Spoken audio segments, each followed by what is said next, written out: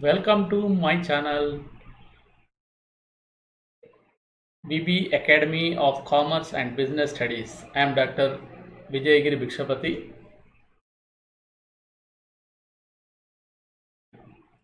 Head Department of Commerce, SRR Government Arts and Science College, Karimnagar, Telangana, India.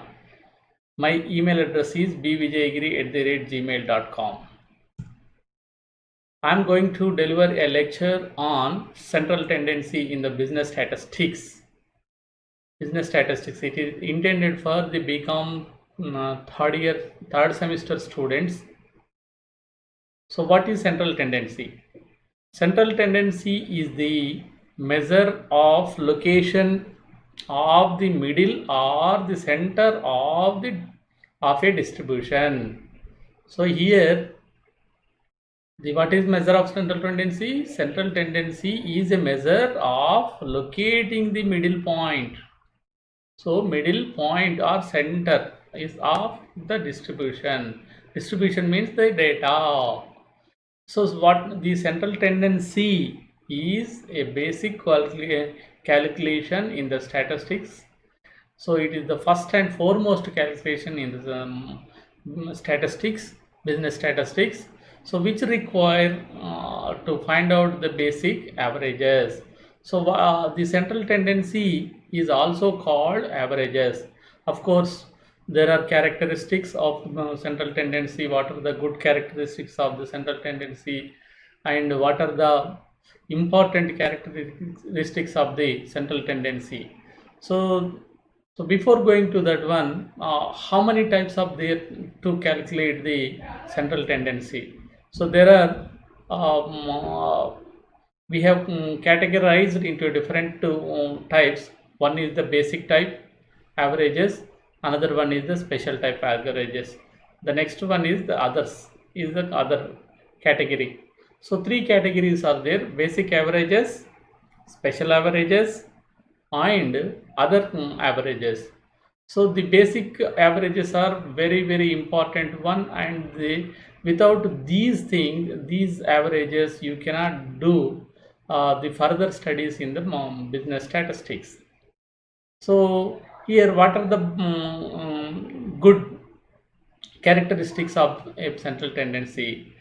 As you know, the central tendency must characterize each and every element in the distribution or the data. So if it is not possible, try to cover uh, most of the elements in the data. So the good and best average is which covers the all elements in the data. So next one is it covers the phenomena of the data. It cannot be over influenced by one element or the value of the one element. Suppose one element is having only 10, another element is having the 1000. If you make average or the mean, so 10 plus 1000, 1010 divided by 2 is equal to 505.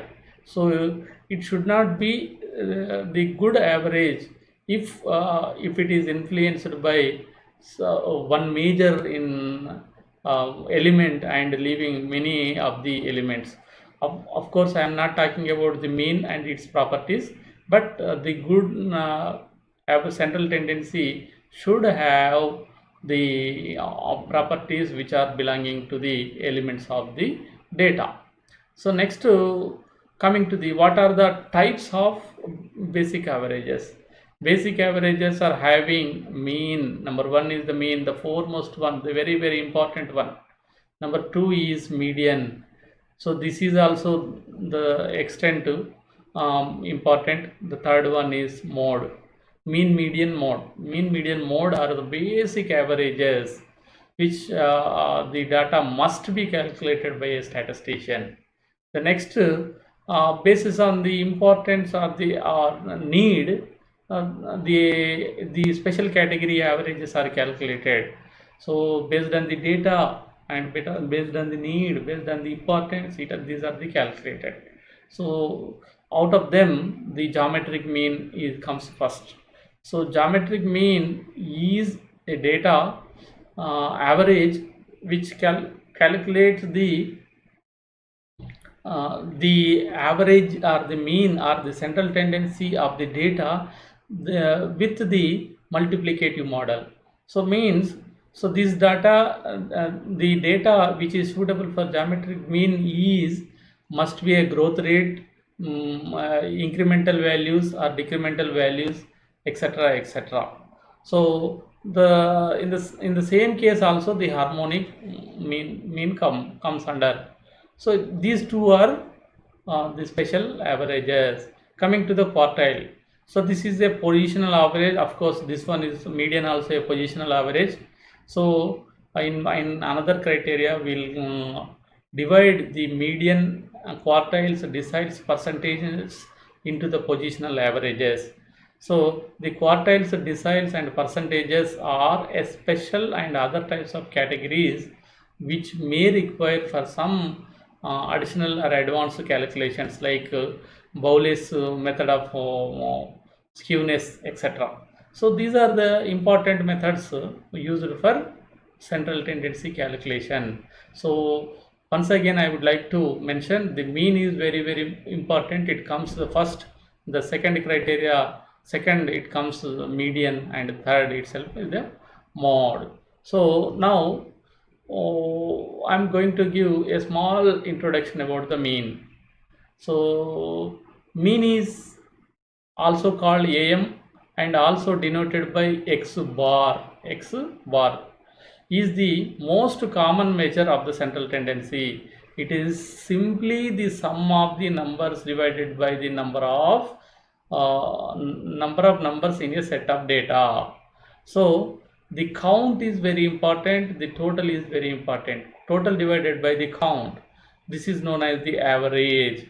Normally this is an ideal average. People or laymen also easily understand what is average means, the adding total and divided by the count. So this is the central tendency, important central tendency, that is the mean or arithmetic mean. So next comes under this category is the median. Median is the positional average, I said. So it is the number present in the middle when the numbers in a set of data is arranged ascending or descending order. So sequentially arranged.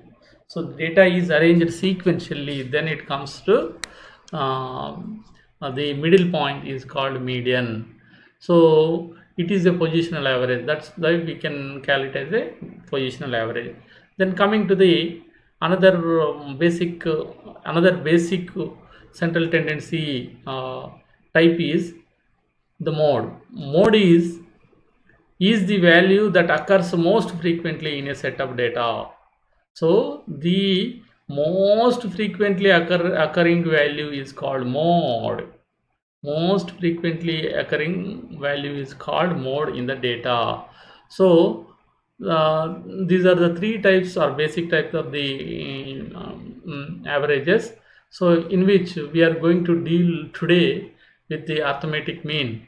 So arithmetic mean, as I said, it is the total divided by head count. So total of this sum of the numbers divided by count of the numbers. So this is mentioned, it is calculated in two ways, that is simple or types are simple arithmetic mean and weighted arithmetic mean. So simple arithmetic mean, before going to simple arithmetic mean, as we earlier studied, and we know that there are data types. So individual data, discrete data and continuous data. So arithmetic mean having the formula which is suitable to type of the data. So if it is the individual data, x bar is equal to sigma x by n. So x bar is equal sigma x by n. Actually, this is not big sigma. Sigma is this extent only. This is extent only. So please consider. So sigma x by n only, not this. Okay. So the coming to the next one, discrete data. Discrete data means it's a discontinuous data having a different value sets, but they are not continuous data. So these kind of data is having the formula sigma fx. So with for this formula we are having adding only f means frequency. So this is the data. Here also some problem. This big sigma is removed, and so small sigma is inserted. So sigma fx divided by n. Okay, so here also the same problem. Why it has been happened in this way, I did not understand. Okay, anyway, so this is not the value. This is not the big sigma is not there. Sigma means the summation. So for the continuous data, x bar is equal to sigma f m by n. What is m? M is equal to middle value of the data. Of course, we are going to deal in the next slides. So this is about the three important formulas of the arithmetic mean. I think you have understood the data types. So one is individual data, another one is the discrete data, another one is the continuous data. So these three datas, so I tried to explain with the calculations or examples taken for that one. So for individual data, I have taken some data. So individual data, x bar is equal to sigma x by n. So this is the right formula. Example, income of 5 workers is given as 100, 200, 250, 150 and 400 per day. Find the average income. So 1, 2, 3, 4, 5 values are given. So they are so according to formula, x bar is equal sigma x by n. So sigma x is equal 100. Sigma means 100 plus 200 plus 250 plus 150 plus 400 divided by how many are there? 5 count. Head count is 5. So there are 5 workers here also given. If it is not given also, so by counting these figures and the values which are used for summating, so that is 5, right? So the total is 1100 divided by 5 is equal to the value, or the answer is 220 per head. This is average income. Okay, so that is what it has been happening.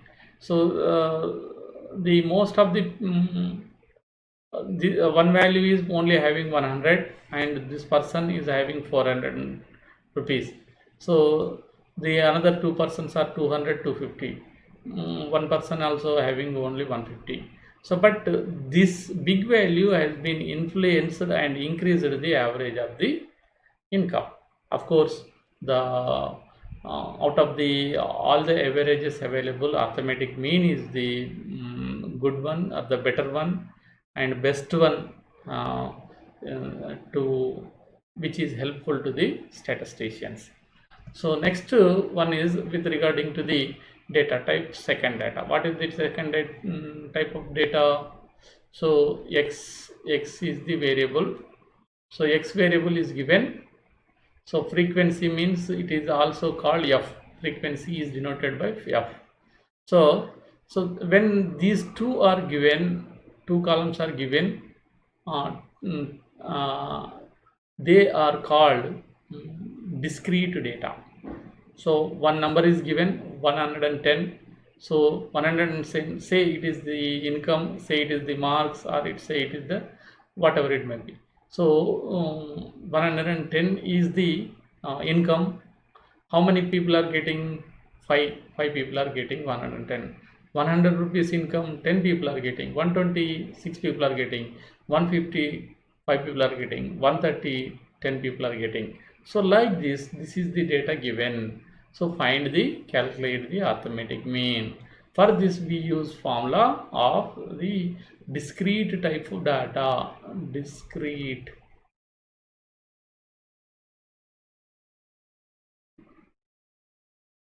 type data. Data type is discrete.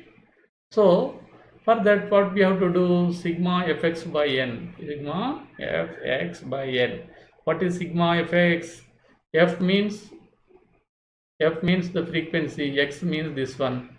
So these two has to be multiplied. So I made this table in the Excel and copied to a PowerPoint.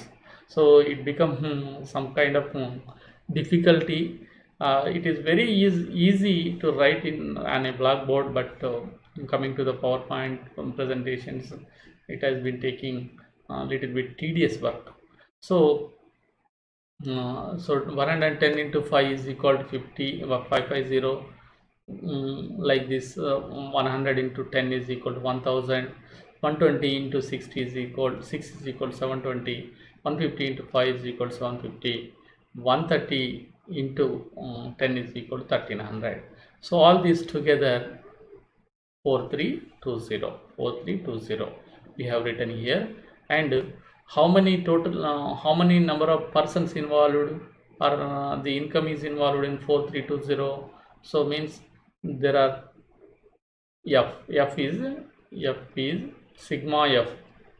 We also call it as r, or we also call it as n. So this is sigma fx. Sigma fx is equal to this one. Sigma f is equal to this one. So sigma fx divided by n is equal to 4320 divided by 36 is equal to, answer is 120. Of course, the formula E should be used according to the data type. So most of the students are what they do is they cannot understand the data type and usage of the formula. They misinterpret or use the wrong formula to the data. So next one is with regarding to the next kind of data. So arithmetic mean is calculated for the data which is having classes. So when it is a large data, it is having small values in a big group. So the researcher need not have that much minute level of importance. So hence they classified into different classes, 10 to 20, 100 to 200, 0 to 100, like that. So some kind of classifications are made, and the data has been compressed as much as is easy to the researcher. So here 10 to 20 is the class. Suppose if it is marks, you understood it is as marks 10 to 20. So people getting 10 up to 20. Up to 20 means we have to take up to 19 only. 10 to 19 you assume it, because 20 is coming from this point to 29. This is the assumption, but we'll write in this way. So for equal column, equal classifications. So in the same way, this is also 30 into 39 and 40 into 49. Okay, so the people having 10 marks to 19 marks falling in this category, in this class. So how many are there? They are 21. Whereas coming to the people falling in 20 to 29 marks, or how many are they? 25. Likewise 30 to 39, 22, and 40 to 49 is 32. So this is the way we have to understand, or we have to allocate the marks while individual data is allocating into the data table, that is frequency table. So now what kind of data it is? It is a continuous data. I wrote like this. So continuous series. This data is continuous data type or series, we can call it. So what is the formula? Here also a small mistake. So the sigma must be taken this much only, not total. So sigma must be used up to the FM only. Okay. So x bar is equal sigma f m, the entire division by n. So n is the n means frequency. So like that. So we have taken the values 10 to 20. These are the class. So to find what is the m, as I said in the earlier slide, m is equal to middle value. So means middle value means, how do you get mid value means, how do you get mid value? So you better take the class interval having limits 10 to 20. 10 is called lower limit, lower limit, and 20 is called upper limit.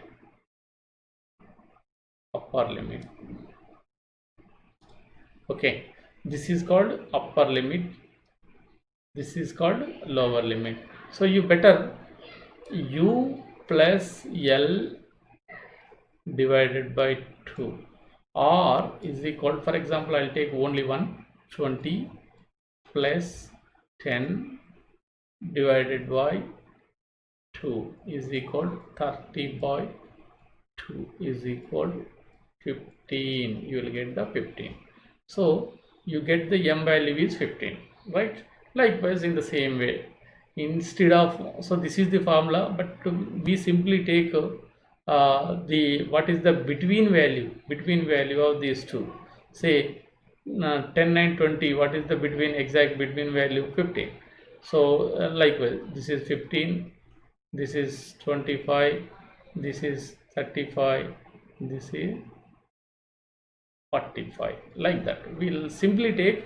But the underlying principle is this one, u plus L divided by 2 means 20 plus 30, 20 plus 10 divided by 2 is equal to 30 by 2 is equal to 15. Okay, so with this, the arithmetic mean calculation for the data types, one is simple method, another one is under the simple method, another one is individual data, another one is discrete data, the now is the continuous data. So I hope you have understood all these 3 slides. So otherwise I'll go back from individual data. So this type of data it is there. So simple values, handful of items may be available for the individual data. So we have to add all these handful of items and divided the count, so that you will get the answer. Okay, the next one is what we call is little bit to middle type of one, larger than the individual type of data, but not as larger as continuous data. So the data collected must be more than handful, and if it is confusing and having more repetitive value, you better compress into two columns, that is x and f. So that is called arithmetic mean. Discrete data type. So discrete data type, as I mentioned here also.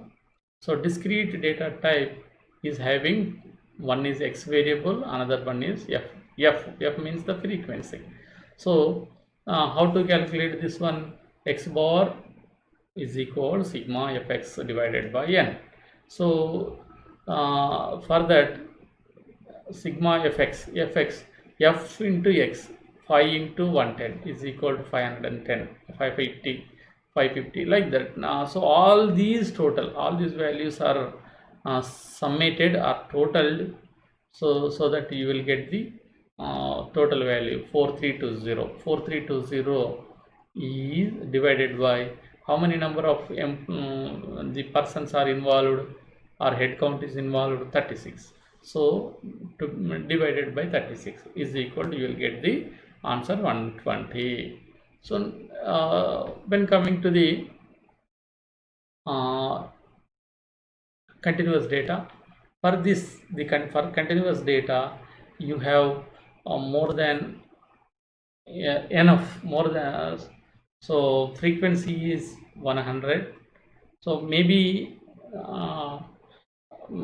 even large also, lakhs also, you will get the continuous data is able to identify to control the data, even though the data is in the lakhs, even crores. Okay, so the continuous data is very ideal one to control, to calculate the data values, descriptive data values, or etc., whatever is the statistical values, so easily by using the formulas. Okay, so this is the this is as large as big data. So like this, for that also we have calculated arithmetic mean. So arithmetic mean, in the simple arithmetic mean, has been calculated for 3 data types. Now, is there any other method? Yes, we have other methods also. That is weighted average method. Weighted average method. So not only weighted average, we have a this is second one. What is simple is the first one we have calculated so far. Second is the average method. Another one is called, third is combined arithmetic mean or combined average. You can call whatever it in either average or the combined mean or the combined arithmetic mean. So simple average having simplistic methods, whereas coming to the weighted average, what is the weighted average? Even also sigma wx divided by sigma w. This is the formula, sigma wx divided by sigma w. W means what? W means weightages assigned. So how much importance is given to that that element? That element is called the weightage. So then coming to the, what is the importance of the combined mean?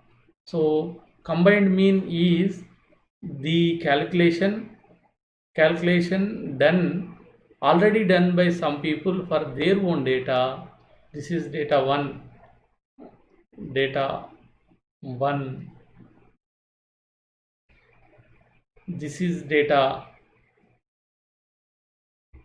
1, data 2, but the combining this data 1 and data 2 into together is equal to data 1 2. It is not 12, 1 2, we have to read. So 1 2. So this is called x bar w, x bar 1 2. We have to call it as x bar 1 2. So combined arithmetic mean is an arithmetic mean x bar 1 2. So x bar w. X bar w means weights. By seeing this subscript, you understand this is the weighted average method. So while remembering memorizing the formulas also, we have to use simple techniques, so that the formula has been identified easily when you recollect. So then, so here it is given where 1 and 2 denotes the values of different set of rows. So as I said, data sets. Okay, so we are going to do calculations for each one. So here the weighted average group we have taken. So what is weighted average? Weighted average mean, weighted average mean, or weighted average simply, no problem. So assigning given weights to each item. Okay, so here one example I have taken. So one student is writing exam or written the exams and got the marks, secured these the marks. So subject A, subject B, subject C, subject D. The weights are assigned with the complexity of the subject. So subject A is assigned only one weightage, B is little bit complex so that it is given double weightage, it is C is given triple weightage, D is given quadruplet weightage. So this is when compared to A, 4 times it is having weightage. So means this is very difficult subject, this is a little bit less difficult one, this is less further less difficult one, this is easy one, you can say. So that's why even our students also, even we while studying also, we used to assign some weightage to the some of the subjects. So theoretical parts or some of the subjects are given less weightage and simply used to we used to prepare for them when exams are in the near.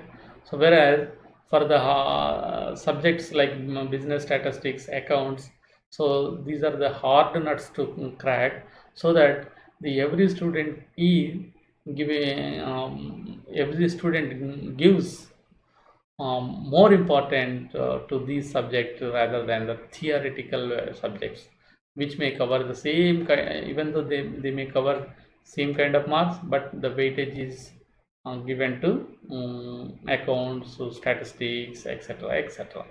So for the BCom students who came from non-mathematical background or are vexed with the mathematical calculations, and they chosen BCom, then also we got the business statistics. Some of the students also worried about the business statistics, as it is having the same mathematical calculations. So we need to understand the business statistics as much as less complicated. And as a teacher, I believe in teaching the students as much as easy, making easy the business statistics subject. So here the solution to the weighted average is, weighted average problem is x bar w is equal to sigma wx divided by wx divided by sigma w. Sigma w means weights. So here I simply calculated A 1 into 70 is equal to 70 weightage. So B 2 into 65 130 is the total value. C 3 into 50 150 is the total value. So D is 4 times into the 60 is equal to 40 value. When compared to, even though you find that the in the subject A that student got a 70 marks, even though he got the 70 marks, it is the 1/4 of the value of the font D value. So that's why, so even though he's got 60 marks in the D subject, it is increased to 240 when compared to the A subject into 70. So the total of the sigma wx is equal to 590. So right, one, the weights, how much weights are given? So weights 1 2 3 4. So this is 4 plus 3 plus 2 plus 1 is equal to 10. So 590 divided by 10 is equal to 59. Okay, so this is what the weighted average mean calculation. Okay, so is it, I think you people understood. So this is what average, weighted average. The next one is combined average. So calculating the combined average, combined mean, we can call it as. So for example, an example is taken. So here, if x x1 means a single group or a single section 1, you can talk about. In a college there are two sections, suppose. So section 1 x bar average marks are 275. So number of students n1 is equal to 100. You just interpret in this way. So x2, this is the second group. So there the average marks are 225. So number of students in the second group is 80. So in the second section is 80. So find the combined mean. What is the formula? So here also x bar is equal to x bar 1 2 is equal to n1 x bar 1, a big plus between. So n2 x bar 2. So these are having symbol, means this is the multiplication symbol, this is the plus symbol. So the relation between these two is multiplication, this is multiplication, and the combining is the plus. So n1 plus n2 divided by n1 n2. So same it is taken with data. So 100 into 275 plus 80 into 225. So is equal divided by 100 plus 80. 100 is the n1, 80 is the n2. So with by multiplying this 100 into 275, you will get 27,500, whereas 80 into 225 you will get 18,000. So by 100 plus 80 is equal to 180. You simply by calculating 45, adding 45,500 divided by 180. So on division you will get the value 252.7 something. So that by the, what is the combined average value? 252.7, or you may make it round and you can call it as 253. You can call it as 253 because it is more than 50%. So is maybe taken or rounded up to approximately rounded up to this value. Okay, so I hope you understand these the calculation of average, weighted average one, and the combined average one. So with this I thank you all for your patient hearing. So please subscribe my YouTube channel, BV Academy of Commerce and Business Studies. Thank you one and all. Thank you.